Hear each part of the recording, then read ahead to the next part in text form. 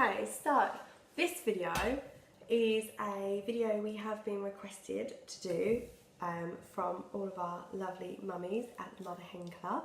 So I'm doing this video for the Mother Hen Club. This one's going to be a bit different. Normally I do videos where I sort of talk to you about my experience and give any sort of advice or tips, or just talk you through sort of what I've done and what I'm going through, that kind of thing. But today I'm actually kind of asking for your advice and what you can tell me that you've been through. The title that we were given is Home Birth versus Hospital Birth. And this is something that I've been really toying with the idea. So with Spencer, I was the whole way through my pregnancy low risk. My midwife was really pro home birth. She kept saying, oh, you know, go and rent a pool, have it at home and all this. And it really freaked me out.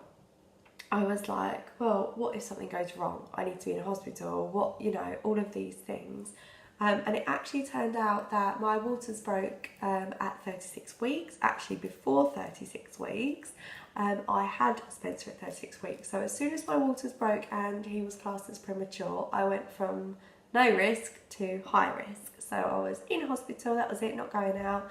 I was in the high risk ward, I was on lots of drips, I was induced, you know, monitored 24/7 by an array of staff. Which obviously I'm really thankful for, because it meant that me and my son came out of hospital happy and healthy.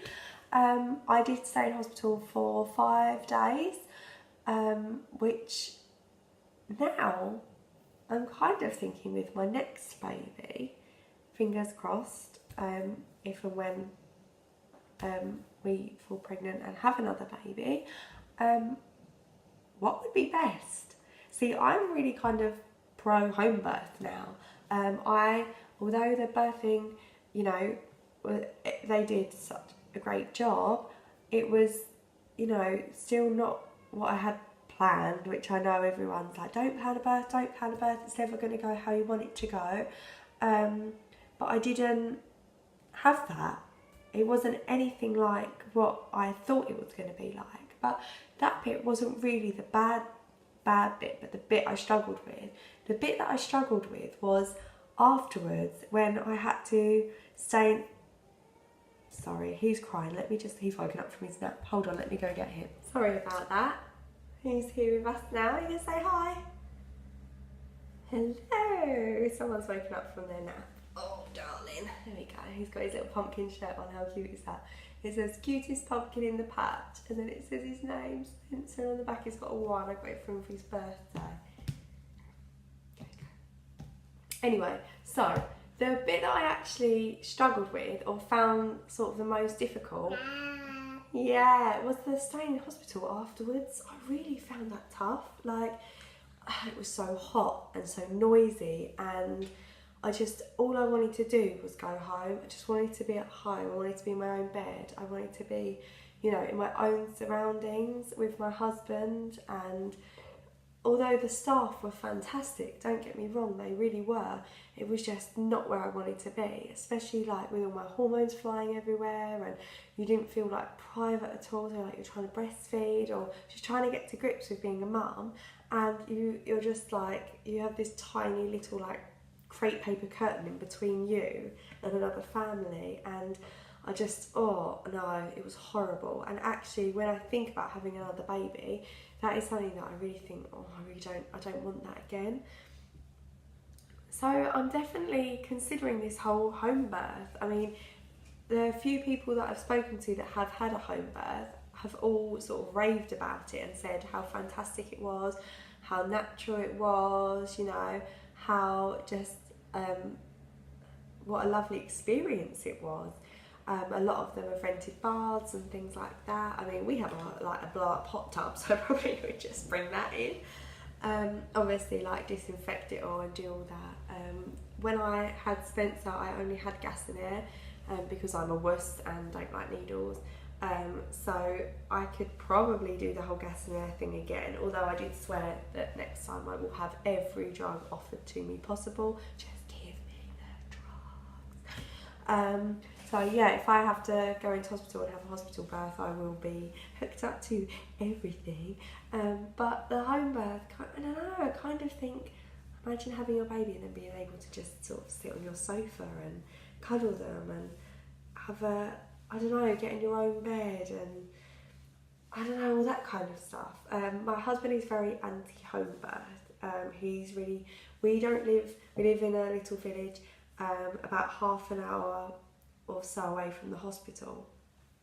And he worries that if anything went wrong, that's half an hour or you have to wait for the ambulance to get here and then be taken to the hospital. So obviously, if you're in the hospital, they just wheel you out and into another room or into surgery if you needed something like that. If you needed an emergency C-section, you are there ready to go. So yeah, that is, I don't know. I'd love to hear all of your stories. My hairdresser had a birth in hospital, she had a birth at home, but she also had a birth she wanted at home but had complications, had to get taken into hospital.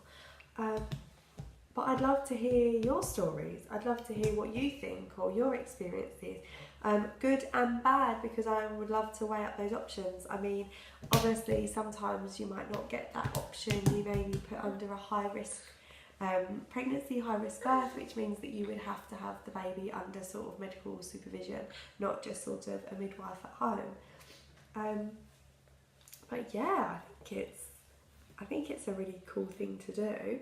Apparently they clean up the mess as well, which is even better. But yeah, I kind of like that idea of it being kind of like, you know, calm in your environment, candles on, that kind of thing. Yeah, that wasn't how my birth went last time, so it might not be like that. It could be a really sort of not tragic experience, that sounds awful, but a very like stressful experience where you're in the house and then you need to go to hospital, and it could be this whole thing. Or, you know, I had a lot of flashbacks with birth with Spencer, and when I was at home I used to shut my eyes and actually be back in that room or back on that ward. So if you're getting that kind of experience, and at home every time you sit in that living room or the conservatory or where you had the baby, is that going to be really sort of traumatic for you? I don't know, but I'd love to know. I'd love to hear sort of your stories and your thoughts on things, because it's definitely something I'd love to consider for it. Oh dearie me, why don't you stand up then? Ah, there you go, that's what you wanted. Clap, clap, clap. Clap, clap, clap.